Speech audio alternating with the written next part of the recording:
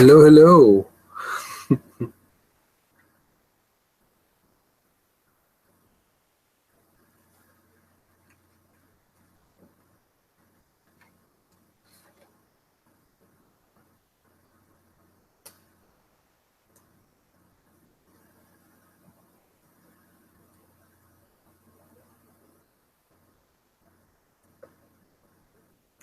Hey, Beth. Hey, Bobby. Hey, Ariel. Hey, Michael. How you guys doing?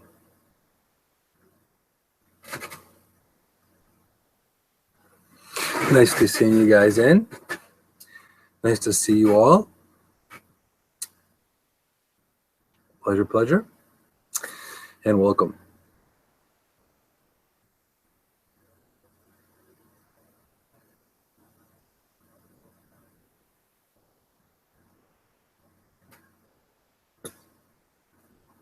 Why don't I give a few? Hey, Lisa. Hello, hello. And yes, Beth from the UK managed to stay awake. Fantastic. I know she's 6 hours ahead in the future. So I hope you had, hope you had a great day. Yeah.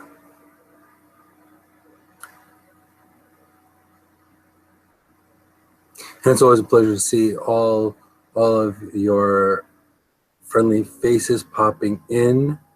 So it's always nice to see that. It's always a pleasure. Q. Hey, Joe. Welcome, welcome, welcome. Hello, Brooke. Yes, today has been a busy day.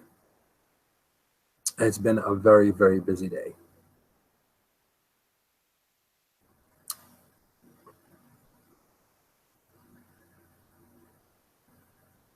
So yes, so it's good to know, and also too, hopefully, Q. I hope you're feeling better. She's been a bit under the weather, without getting into detail, but hopefully you're feeling better. So hopefully you're on the road to recovery. Very important. So how's the audio and video? Is the audio and video okay? Oh, you're home. Fantastic. And that's a good move, right? Because you're home because you're better. I hope.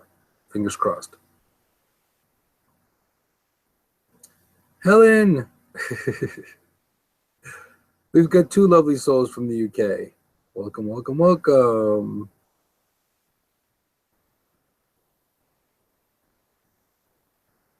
That's good. Ish. Okay. So you're good-ish. Well, good-ish is better than not good at all. So that's really, really important.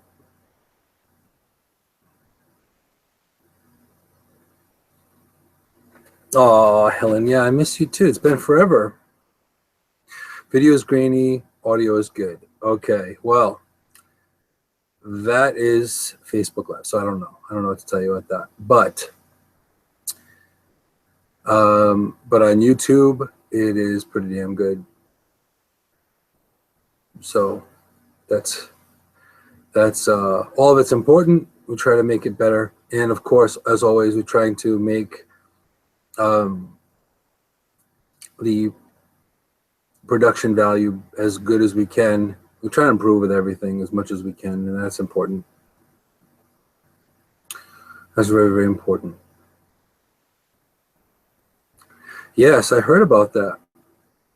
Now, my question is, though, is there a lot of the toxic people we used to see from the old days? Because I know a lot of them hang out in Periscope now, unfortunately, even though I do like Periscope as a platform.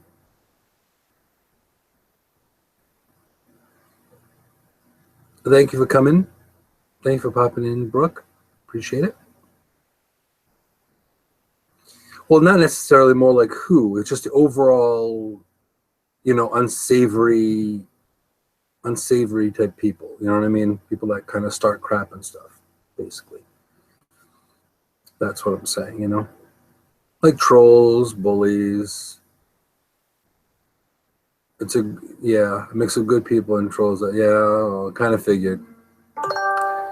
Unfortunately, that's something that we have to deal with, which is probably going to be a topic of the show. It's been, even since way back when I started, it was supposed to be a topic, but I'm still in the process of putting it all together.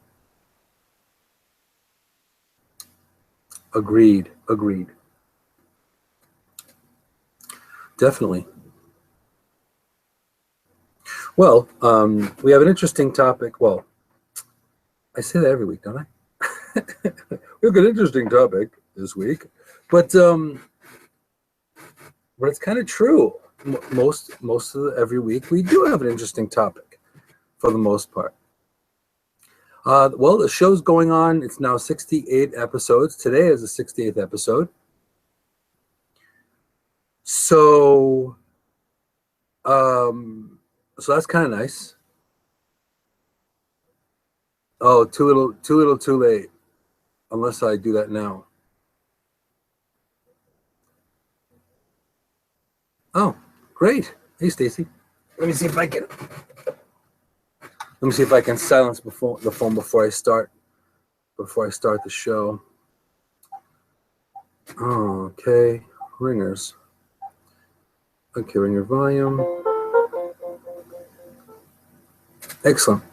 And thanks to the trusty advice of Team Insight, thank you very much for reminding me of the little things, which I have to say, without their help, it's always an added plus, whether it's thinking of a topic or helping in formulating or fleshing out a topic, or it's about editing, or it's about lighting or anything like that.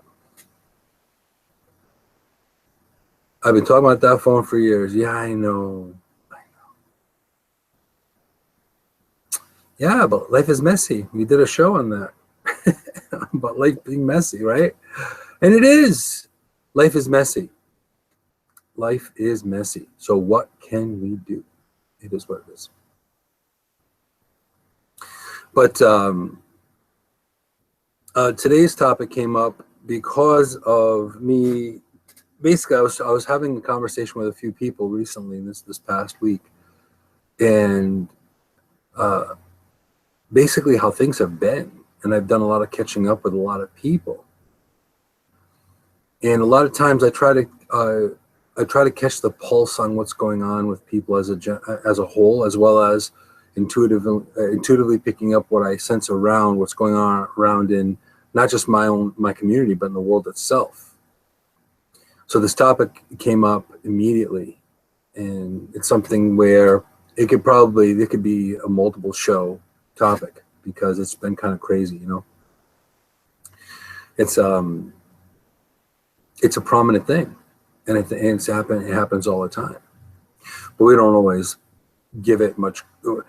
Sometimes we give it too much power. Sometimes we don't recognize it enough. Sometimes we don't do enough about it. Ooh. So that's kind of the situation with that.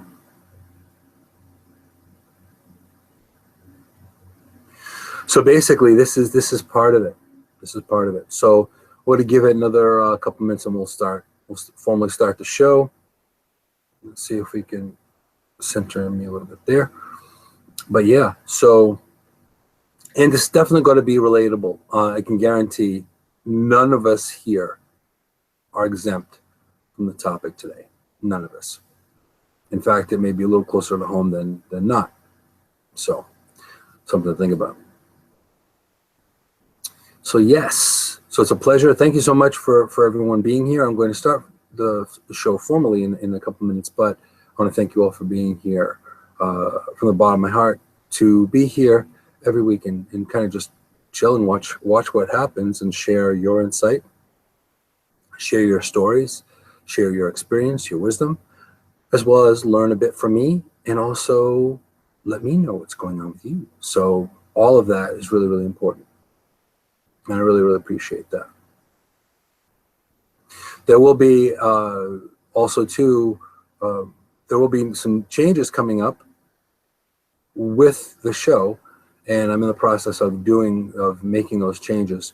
Part of it's going to be staging, part of it's going to be where it's done, possibly different locations coming up. That's in the works as well.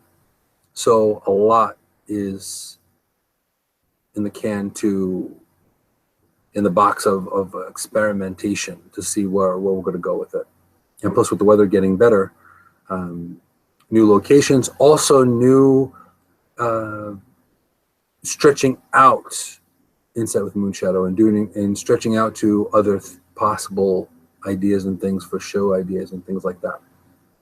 So that's coming up sooner than not. So we're still in the process of growing, and of course, with life, we're all trying to grow. So just the fact of that, we're all trying to evolve and trying to grow every single day, and it's no different than here with this little baby I call my show. It's not just my own life path and purpose, but it's also some of yours, because you guys are sharing this journey with me. So I appreciate it. So, okay, let's get this puppy started and get it moving right along. Oh, and also too, just as a side note, I have a few episodes that are in the background that are going to be coming up. They are edited. They're ready to be put up. Just stay tuned. They're coming. Okay. Also, the Reno show is in the process of getting edited and new footage being added and that kind of thing, so I can make it continuous and fluid. So we're working on that as well. So I know it's been I'm telling you about this stuff, but it is coming. I promise that I'll be getting it up as soon as I possibly can. Okay. Okay, let's start this puppy.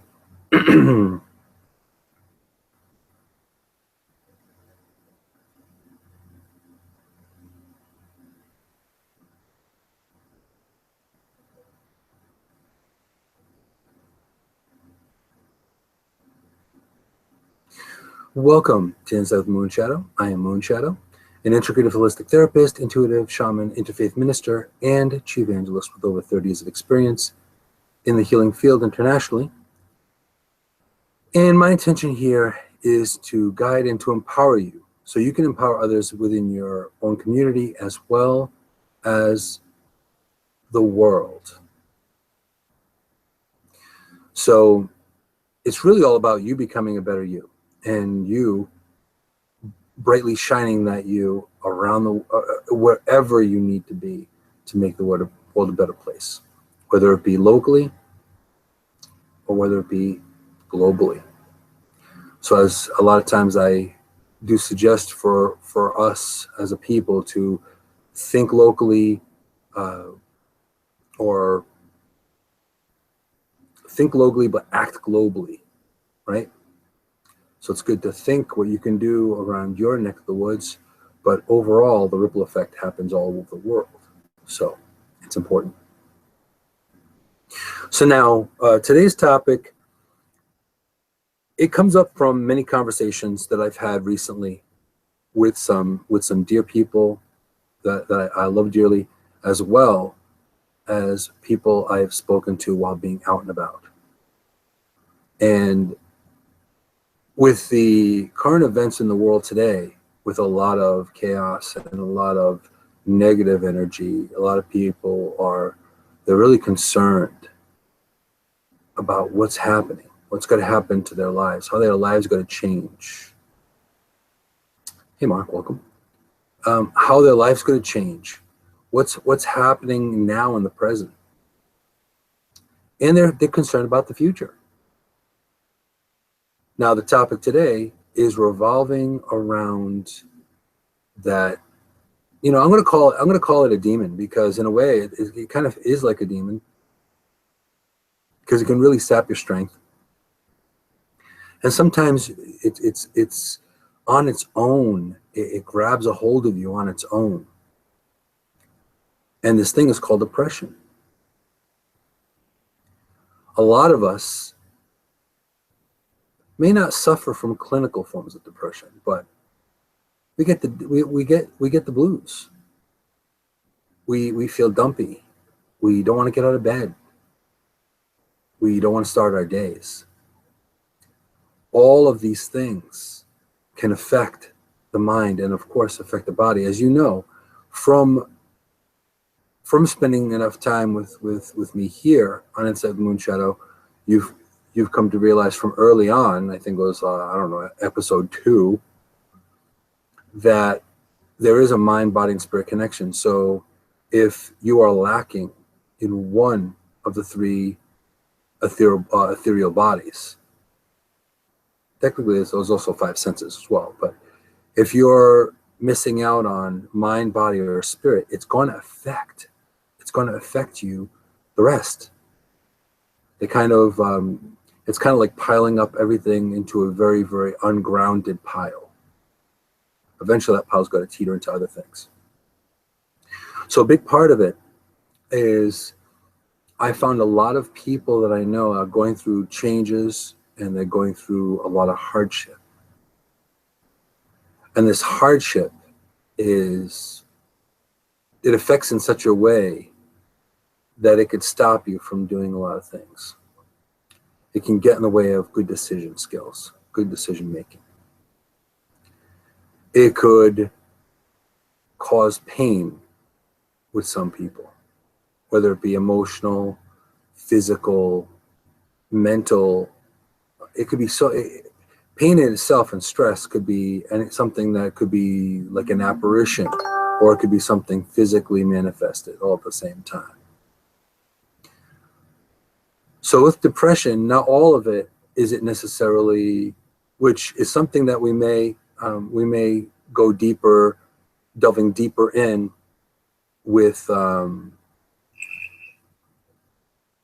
mental illness as well. But with depression, there are very few people that I've ever met that have never felt or been in the shadow of depression, even if it was for a moment, even for a little while. So this is also part of it. Now, I can honestly say that I'm also not someone that has been, you know, if you are continuously trying to get better and better in life. Hey, Terry. Hey, Tony. If you're trying to do what you need to do in life, you know, sometimes depression can come in and sneak in and grab you and stick its claws in you. So this is one of the reasons why depression had to come in. It had to come up into the topic of Inside Moonshadow for this week, because so many people are involved in change, having to make difficult decisions, having to do things that ultimately abrupts their lives in a large way. Now, how many of you, now you can throw up a 1, or you can throw up a 1 if you have dealt with depression in any scale, or 2, you've never dealt with it before. So feel free to throw a 1 or a 2 up. And I'm not necessarily contemplating seeing too many 2s, just because of life, just because life has a way of trying to get you down sometimes, you know. Now, Michael is saying there's also stigma still with depression and other mental disorders, and that's true. Okay, so now I'm seeing a lot of 1s. I'm seeing 1s pop up. Now, does that mean you're a bad person? No. This is no judgment. This is a no judgment and no criticism zone here. It's not about criticism or judging or saying, well, you're not strong enough for dealing with depression or having depression.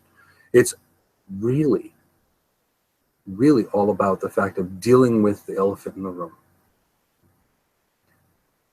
Now, you know, I've been on both sides of it, where I saw nothing wrong with anything, and I thought everything was wonderful. I thought everything was rainbows and Care Bears and all that when I was younger. But then when you see what is out there, you can't unsee it again. And all these gray hairs are proof that I cannot unsee them. So this is part of it. Once you get unplugged from the matrix, you now realize that the world is not necessarily the prettiest place. And then that's when all these things can kick in. Now, Stacey's also saying, seriously, I think everyone has had some form. And absolutely. Everyone has been depressed in some way or oppressed in some way, or felt like you had no control, no sense, like you have no choice. But we always have choice. And this is part of the grand scheme thing too, as well, because on the flip side of depression, if you didn't see the darkness, you would never see the light. I know in having conversations and discussions with people about religion and spirituality, there have been a few people in the organized religion sense that they say, about the fall, about, Adam and Eve, the fall, how they were blissful and wonderful and everything was perfect until they bit from the apple of wisdom. Well, I could go off on that just alone about whether being wise or having knowledge is right or wrong, but that's probably topic for a completely different day and a completely different show. But ultimately, the thing is being a zombie to see none of the bad and only the good, then you never ever really truly get to see both sides. You never ever get to grow. You never get to move in a more positive way.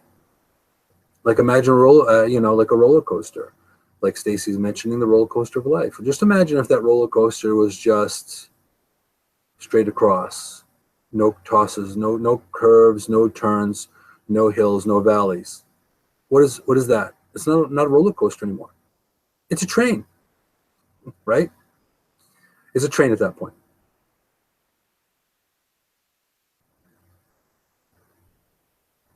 So ultimately, this is all part of it.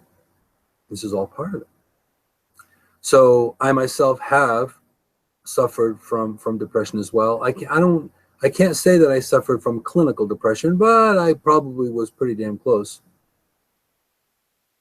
I can say I was probably relatively close to that essence or feeling, because sometimes when you really feel like you're that hamster in the wheel and you can't move, and like your feet are, you're up to your waist in mud, it can be very, very difficult and hard to get past it, to look for the positive. And even if you think about it,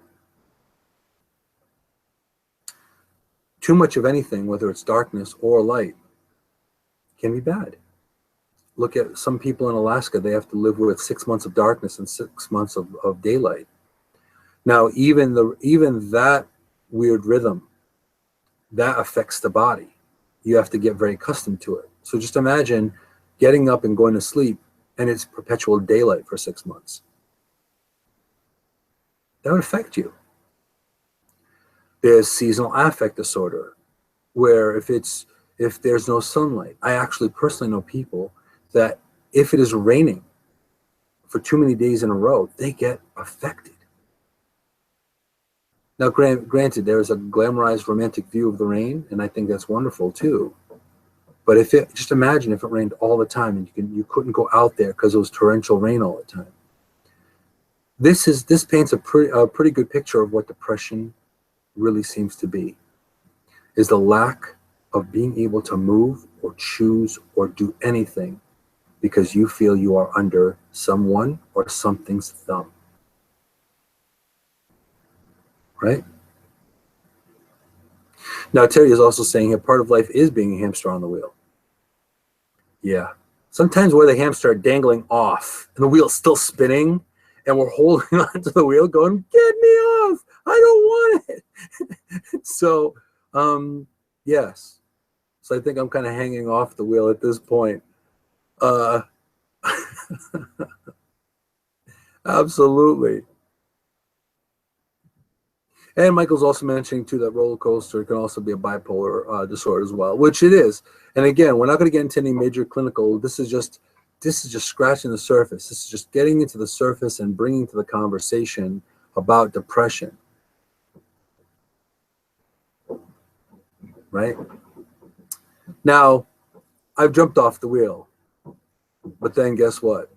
No wheel, nowhere. That brings a whole different adventure. But that's okay. Sometimes you wonder, should I be on the wheel? Should I be off the wheel? So, but yes, so this is part of what's going on. This is part of the whole thing. So a lot of times we claim our happiness is due to people. It's due to things. It's due to having things or having what we think we want. It's not always about that. A lot of the time, it's just being in a space where you're okay, you're content. You don't have to be overly happy or overly ecstatic about things. Just that you're okay.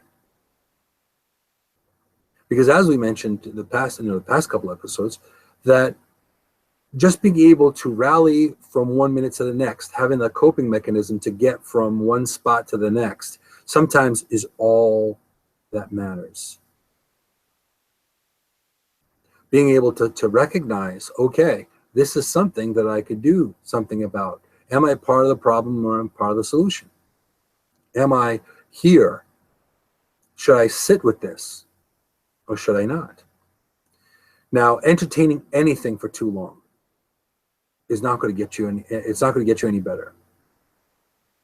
Even if you're looking in the more positive or too positive a sense, because eventually something's going to come in and try to derail you or hit you from out of nowhere. But it's all about entertaining it for too long. Now, I brought up the fact of what the monkey mind was a long time ago. And this is, and we'll bring it back for a second, and then I'll give you the description. But the Buddhists think that we have a monkey mind. And the monkey mind is our multitasking mind that cannot focus on one given thing for too long. And now in 2017, that's all we do is multitask. When was the last thing? Here's a question for all of you. When was the last time you actually did one thing and one thing only? One thing. Like read a book and only read the book and not have any other thoughts but reading the book.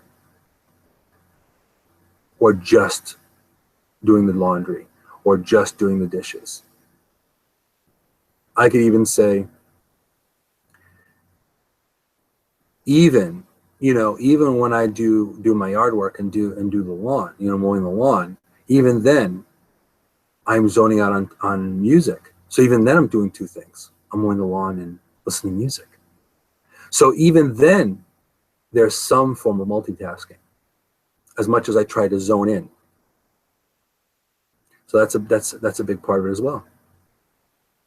But with this monkey mind, the Buddhists believe that our minds are like a bunch of infantile, childlike monkeys running amok in our brain.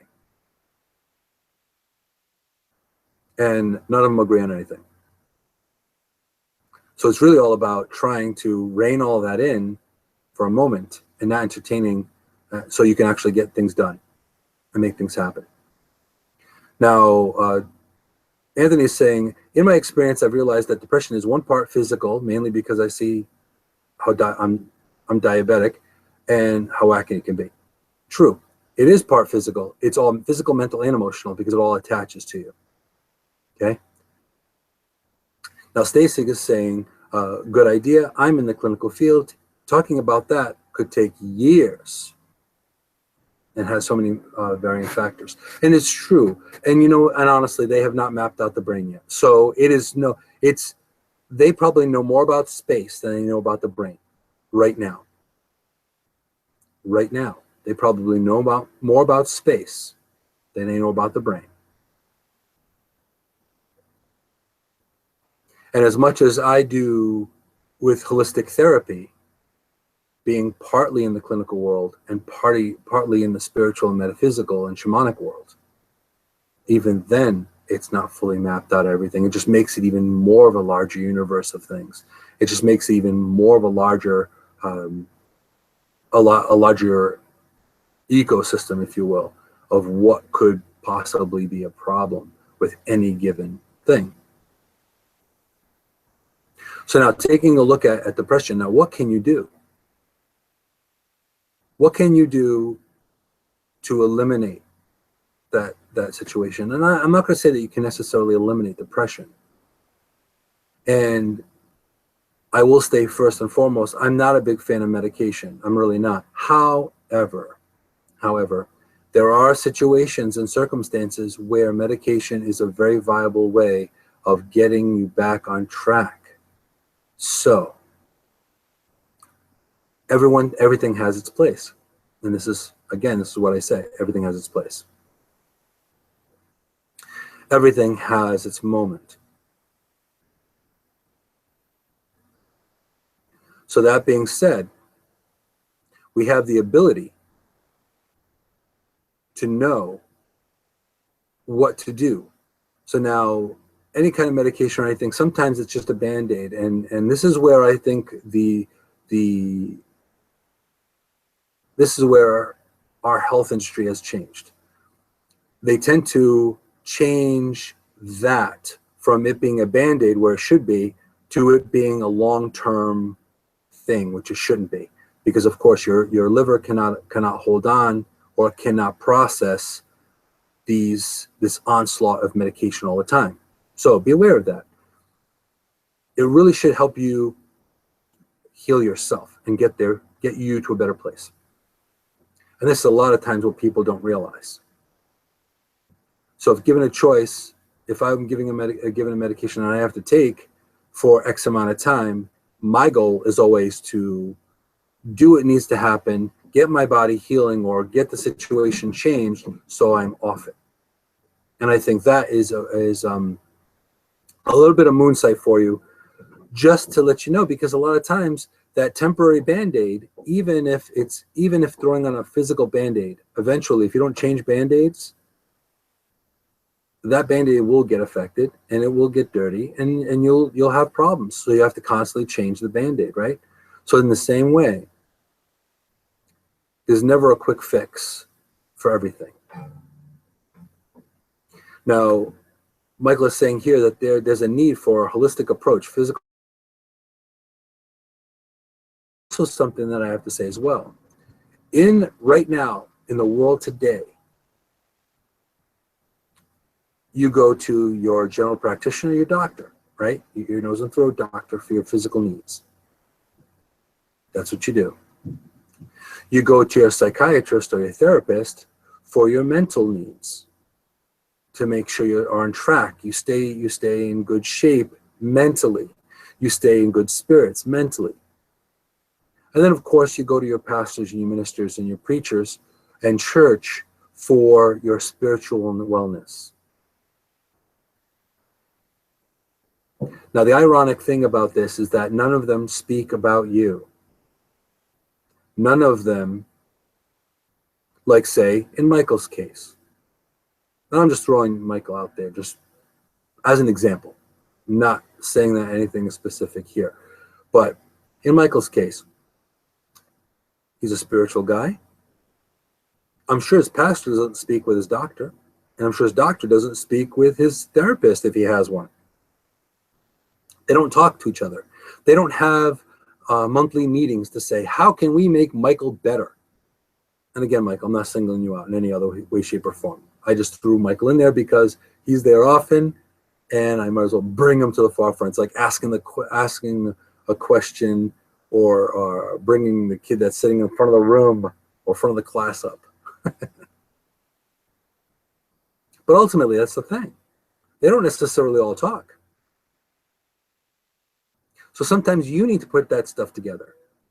Now, in doing things shamanically and doing things from a clinical as well as a shamanic and metaphysical and spiritual hybridization, if you will, I try to do a lot of that. I try to bring all that together.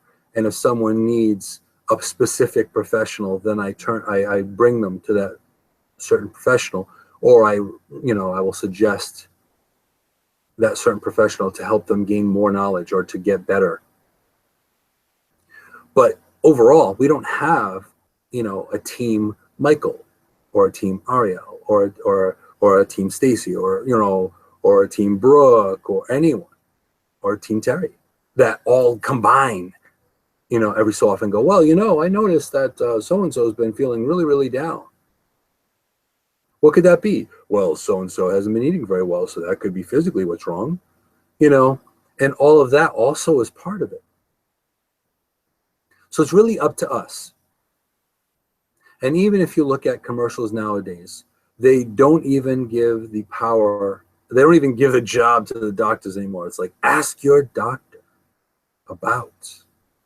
Now that's an interesting marketing ploy. There's good and bad with that, of course. There's good and bad with that. You're not a doctor, so here we are searching WebMD for symptoms and things, and God knows we can have every illness and malady under the sun, to not looking at doctors in the sense that they have a job to do. But then again, some people also put doctors on pedestals too, and I don't think that's either right. I think they're both very extreme. But this is part of it. So it's up to us to find our center and be able to reach out to those people and have a meeting with all of them.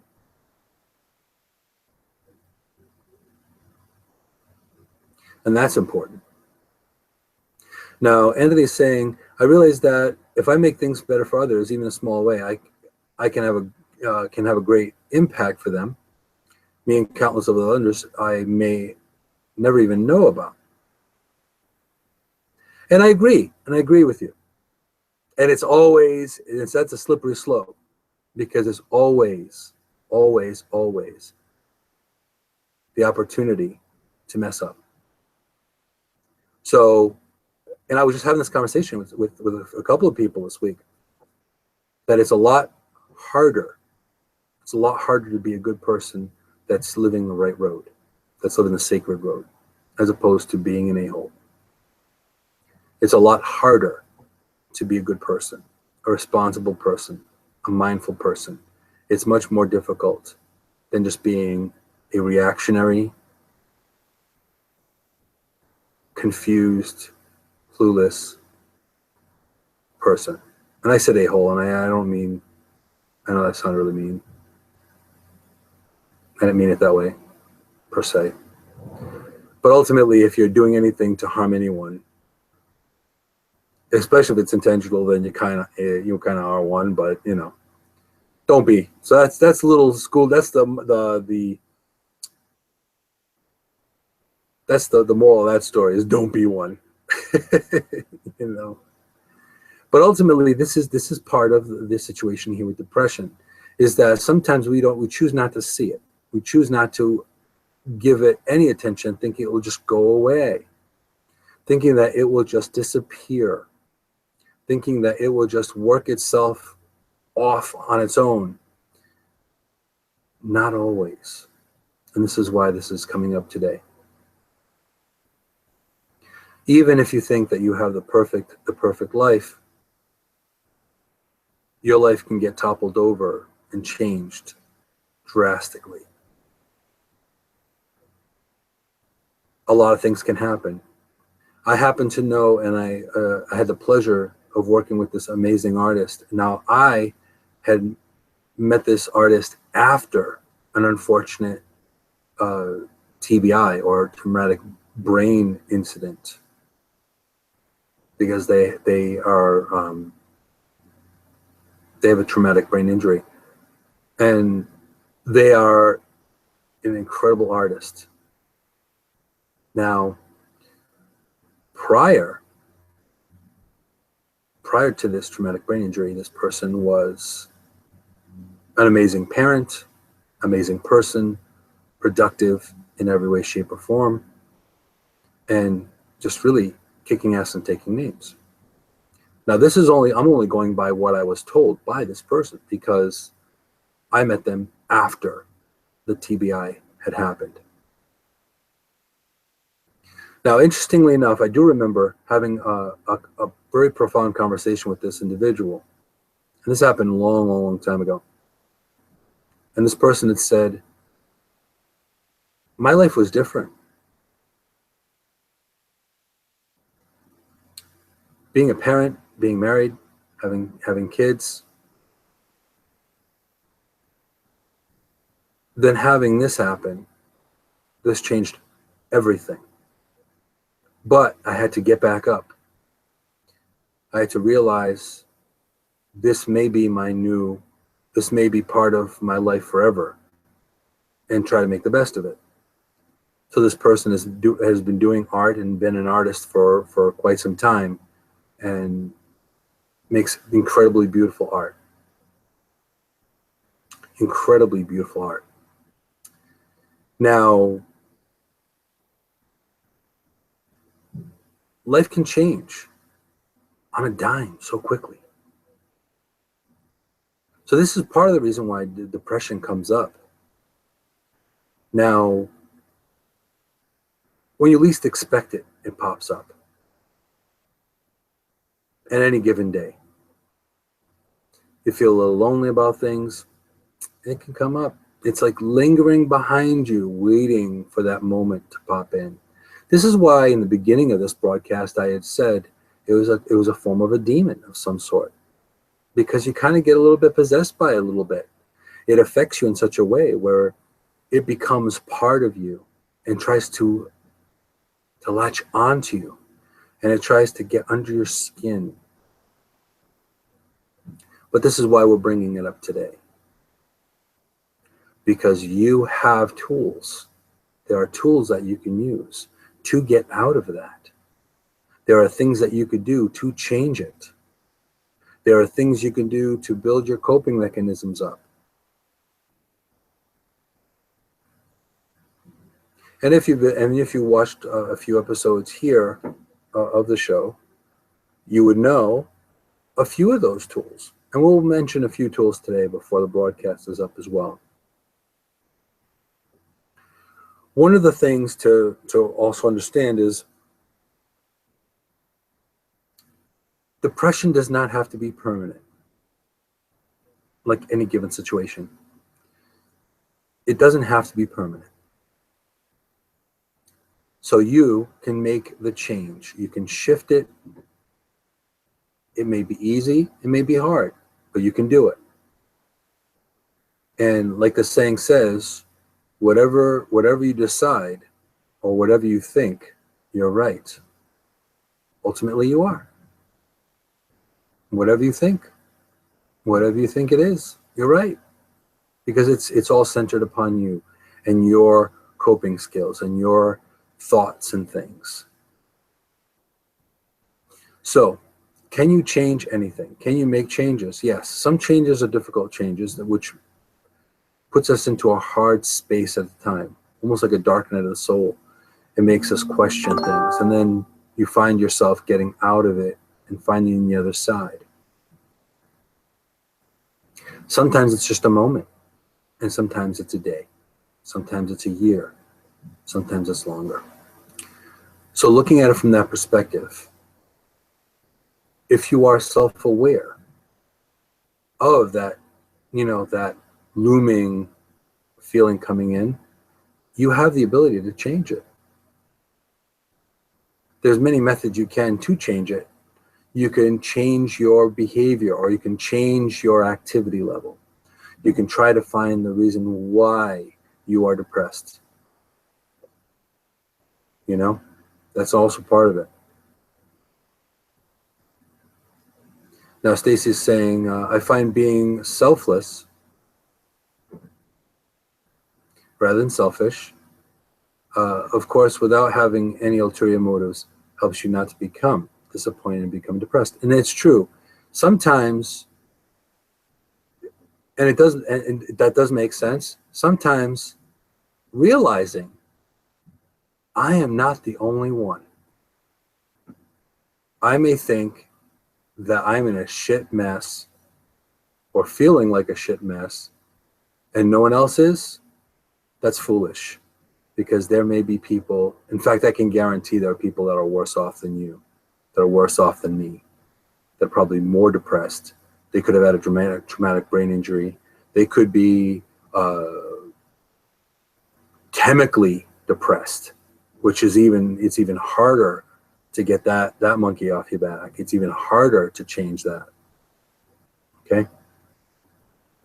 Now, Anthony is saying, do you think that most people who deal with depression aren't being listened to and respected, and that the healthcare industry, quote unquote, try to do a quick fix with pills? Yes. I'm going to say, first of all, there's truth in all of that. There's truth in all of that. Unfortunately, the health industry has not thought of us so much as humans or humanity. They've kind of sucked out the humanity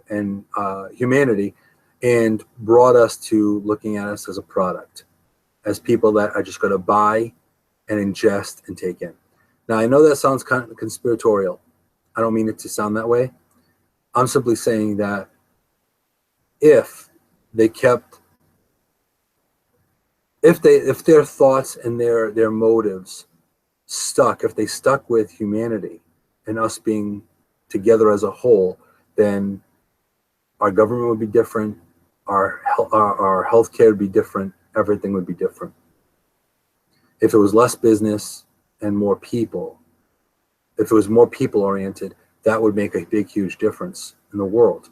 So I do agree. A lot of people try to fix things with pills.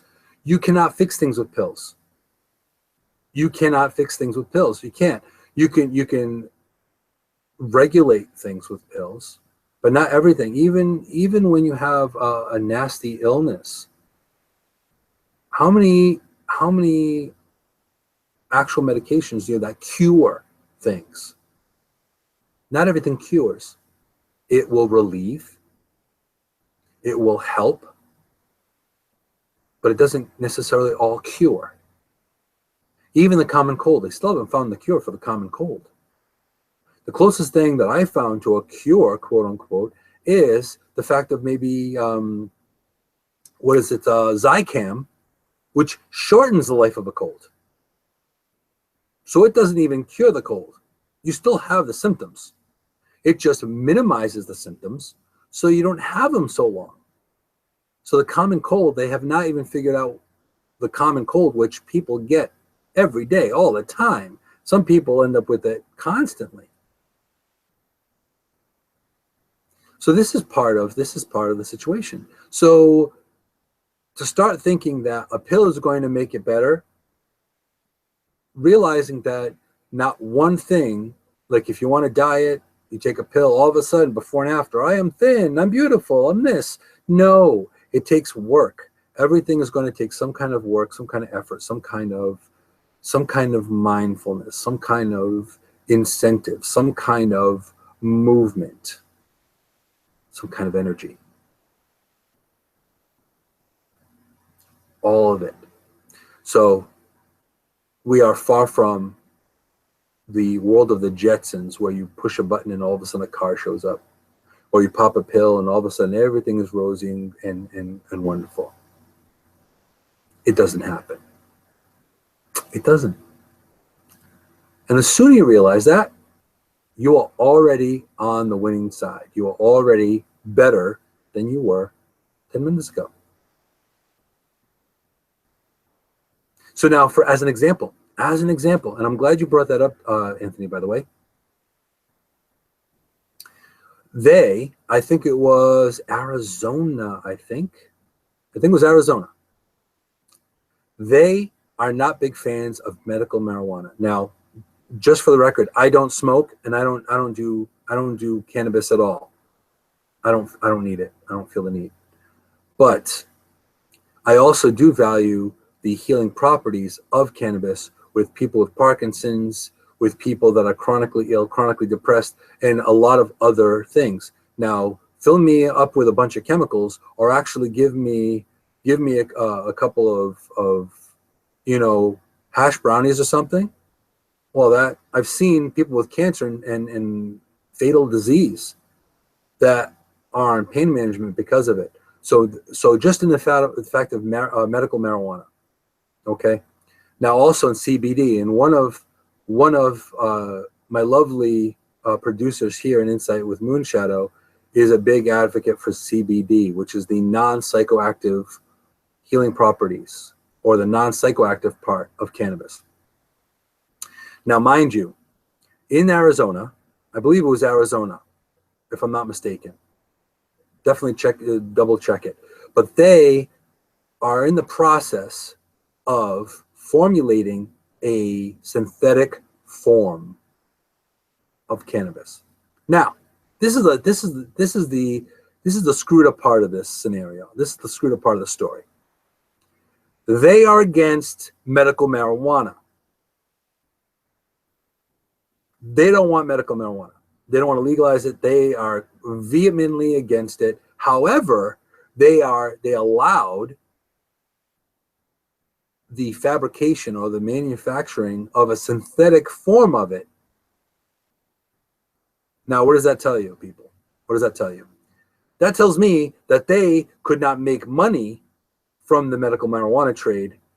So they say, no, poo-poo on that. We don't want it. But they would rather have a synthetic form that may have side effects, that may have issues, that may have problems, instead of going right to the source of actually doing something right from the first place. That's like saying, I want tea, so I'm going to pop a pill to give me the experience of tea, as opposed to having a really nice fresh brewed cup of tea.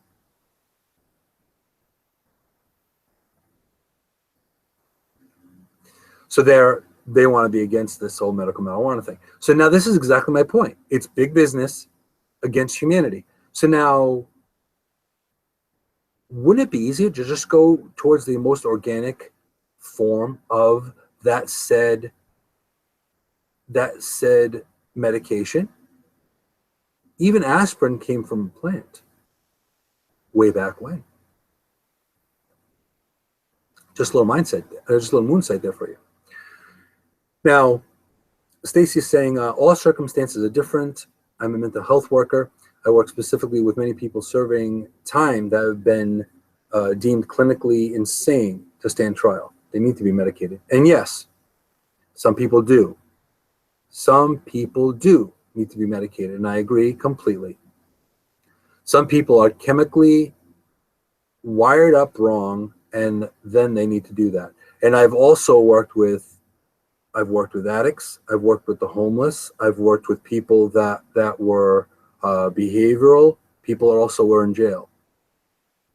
And I worked with troubled kids as well. So yes, I never once said that medication should not be in the toolbox if needed. It just shouldn't be something that is the constant if you don't need it, because a lot of times we rely on those things as a crutch. So that's something you have to be aware of. Some people are clinically depressed. Some people need to do that. And I know a few people that have had to be on medication, because that is what's going to make them normal as they can be, so they can function. So absolutely. So I agree, the circumstances can be very, very different. And this is why I can't say you can't treat everything with meditation. You can't treat everything. You can't treat all that. There are many different ways. There are many different roads to a healing path. So now that's why I bridge the gap between them all. That's why I have clinical training as well as spiritual and metaphysical training and shamanic training. Because it's not just energy, it's physicality, it's your mental, your spiritual, your emotional, it's all of that in a nutshell. That's like cutting off just having a little bit of a rind of an orange. You're not having the full orange. You want to taste the whole orange. So you have to treat the whole orange. You can't just be treating just the outside of it. So that's important. So now, what can you do? Let's go into what can you do to change your situation, or how can you counteract the form of being depressed? Well, one thing you can do is recognize it. That's one thing you can do, is recognize that it's happening. Do not avoid or ignore what is happening. Realize that your behavior might be different. Your thought patterns might be different. How things are different. Realize your rhythm is off. And now when you realize your rhythm is off, go into it a little further. I'm not saying fine-tooth comb this thing. I'm saying sometimes it takes just a little bit of internal mindfulness to find where it started. And then when you do that, then you can make the change.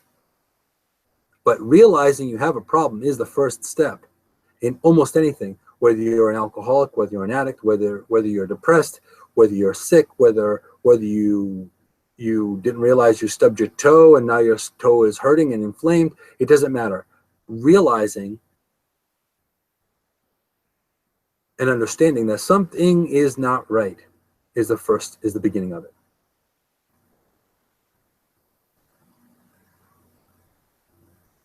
Now, what do you do once you get there? Then it's a little bit of homework. I call it inner homework. Realizing what happened prior to me feeling like this way. Now, sometimes you may find what happened. Sometimes you know that catalyst, that precursor, that one thing that changed, and sometimes you don't.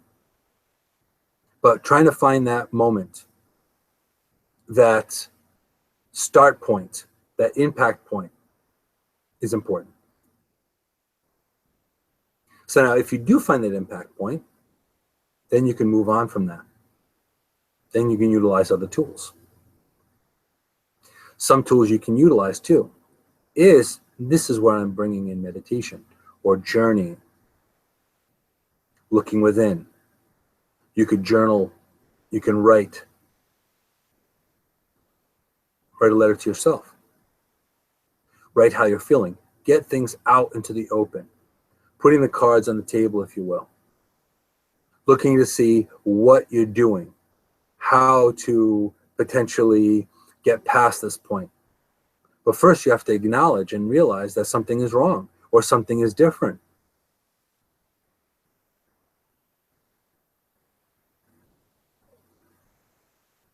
So that's important.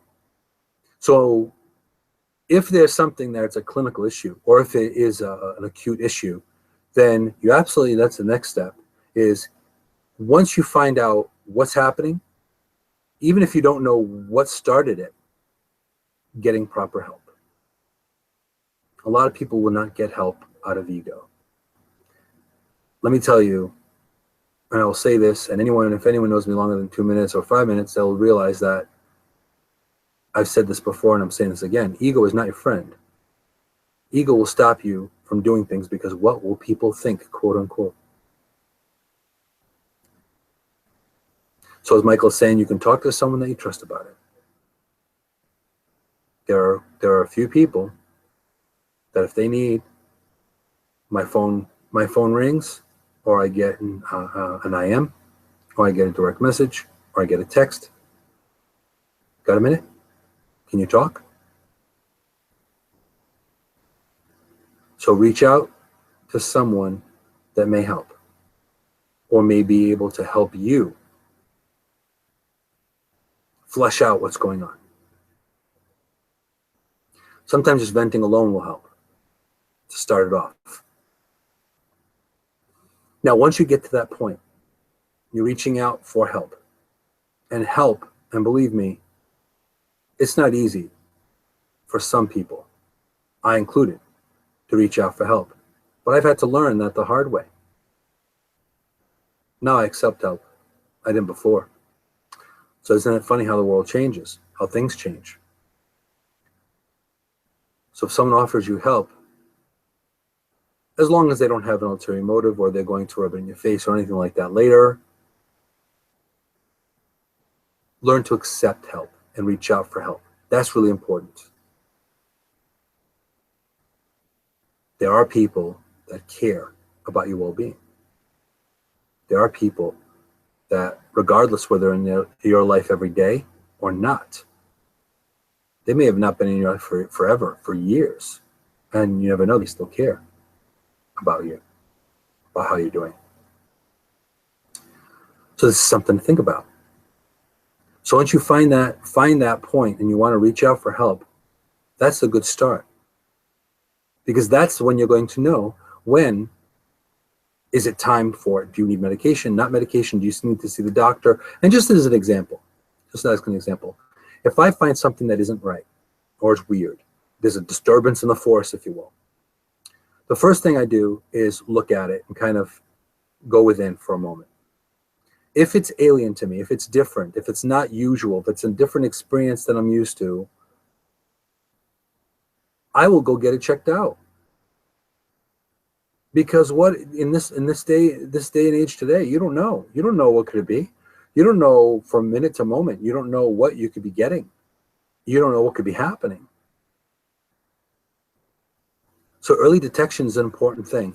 And this is not just physical issues and illnesses and maladies, but this is also mental, emotional, metaphysical, spiritual. Early detection is really key. So if you look back and you go, okay, something's different, something's off. I need to focus. I need to figure out what this is before it gets any worse, because it'll snowball. So reaching out and talking to someone that you can trust. Run it by someone else, whether it be a loved one, whether it be someone that could be someone that you know that happens to be a professional. That's possible too. Once you find that help, then you are able to have choices, have options. Also, depending on how deep and how chronic it is.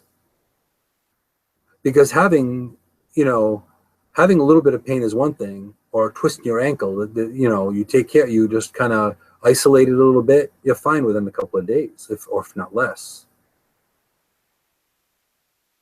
But be aware whether you broke your ankle or if it's just a sprain. So early detection is important. Reaching out to someone that could help is another.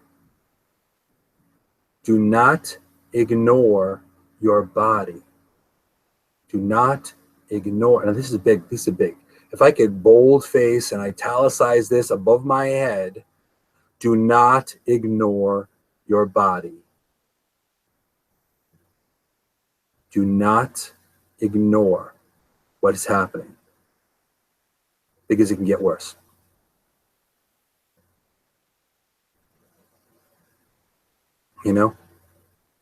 Take care. Have a good one. Great seeing you. So that's also part of it. So now moving into that, you reach out to someone for help. And then what you do is, at that point, you now find the tools. You are now offered tools. You research and find the tools. And sometimes it's going with a professional. Sometimes it's discussing with a friend or family member. But depending on the situation, case-by-case basis, you will know where to go and how to do things. Now, once you do that, then you can go into the healing. Then you can go into the healing fact. So then you can make a choice. And that's where the choice comes in. That's where the choice comes in.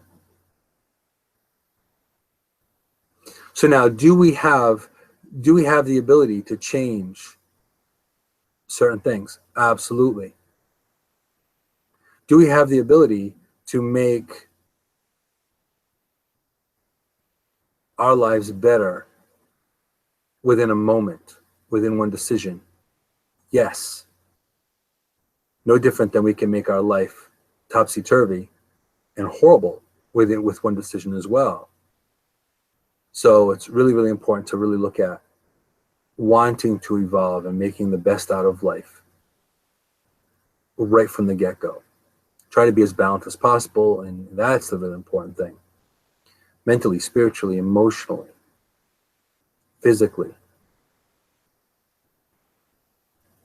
And that's where you go into coping mechanisms. That's when you go into be able to make the proper decisions I need to make to get out of it. Then it's the fact of, do I need medication temporarily? Do I need medication for a while. What do I need to do? What are the avenues that I have to heal this or to make this happen? All of that comes into play at that point. So ultimately, this is what it really boils down to. So early detection, reaching out for help, finding what options you have, and then acting on those options, looking at what's best for you, seeing what's best within your own self. Because again, listen to your body. Your body has a way of telling you when something is physically wrong, mentally wrong, spiritually wrong. Our intuitions and our body chemistry, it is a finely tuned machine, believe it or not. And it will tell you when something's up. It'll tell you when something's off. It'll tell you when something's out of balance. And because of that, that's why the brain is a phenomenal machine. That's why we are an incredible invention. That's why we are just an amazing manifestation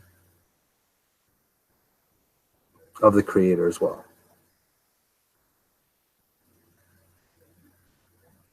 So this is a big part of it. So in summary, life is pretty nuts right now. It is. At any given time, you can fall into depression.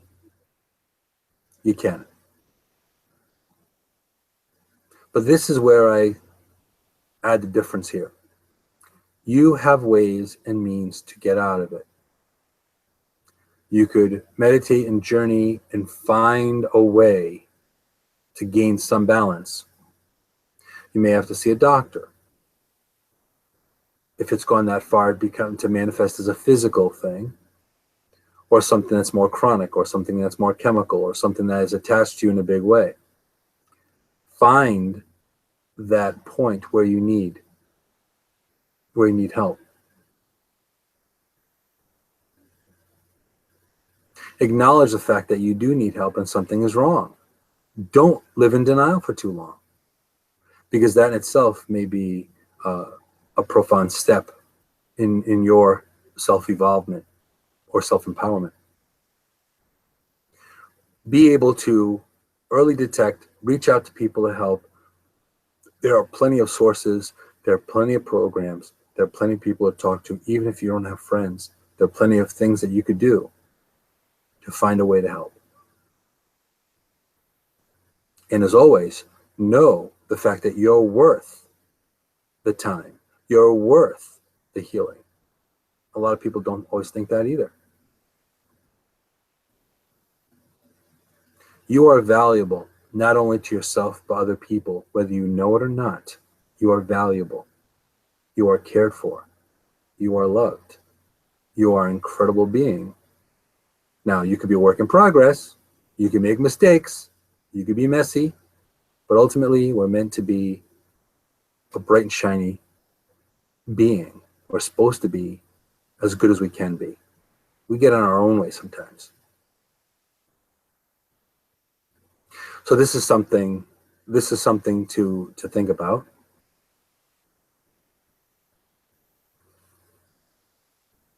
And then, of course, take action on this help. If you know you need help, get help. Don't ignore it. Don't say, what are people going to say? What are people going to do? You know what? The hell with them. Ultimately, your health is the most important thing. You need to be the best you can be. And I'm not talking that from ego standpoint. You need to do that. You need to be better. You need to focus on better. So that's important.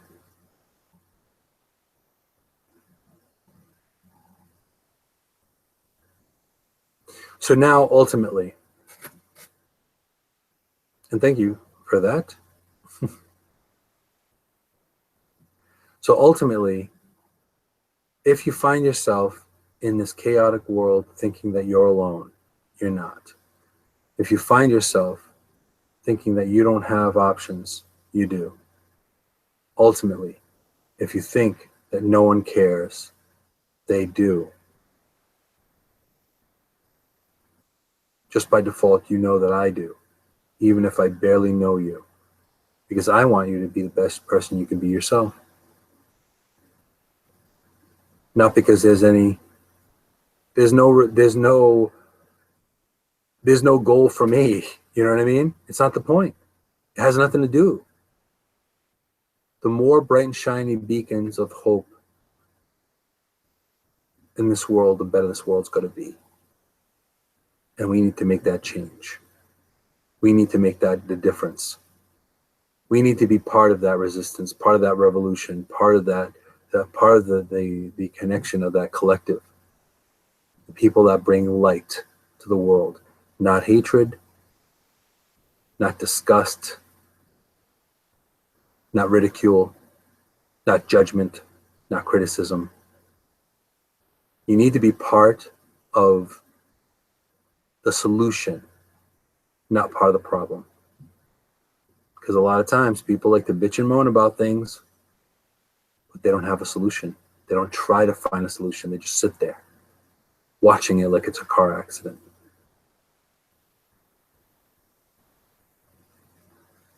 Now just think about that. Be part of the solution, not part of the problem.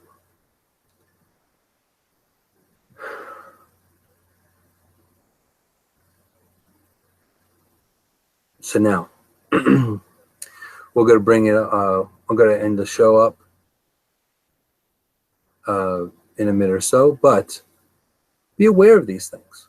Be aware that depression does not have to be a life sentence. You can get out of this. And as the example I had mentioned from the artist that I had spoken about, that had a traumatic brain injury, she made her life far better after the fact. And if that can happen from having such a physical incident happen, then you could do something too. I've seen people in wheelchairs that have better overall mental health than some normal, regular people, quote unquote, you know? Something to think about. Now, Ariel is saying more progress is made with love rather than hate and judgment. And it's very true. If we looked at things from more of a love standpoint, instead of a making money, and granted, I'm not saying that you shouldn't make money. We should all make money. But stepping on someone to make money is not necessarily the way to go. Because if I treat you like crap, you're not going to come to my store. You're not going to buy my product. You're not going to have my service. To me, that's just, I'm going to say common sense, but it's uncommon nowadays because people aren't really paying attention to that.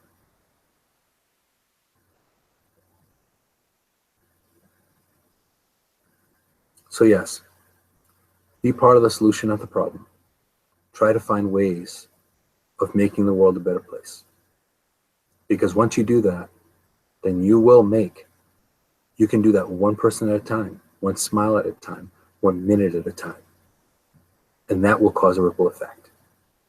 And that ripple will get far larger than you can imagine. Just something to think about, a little moonsight for you.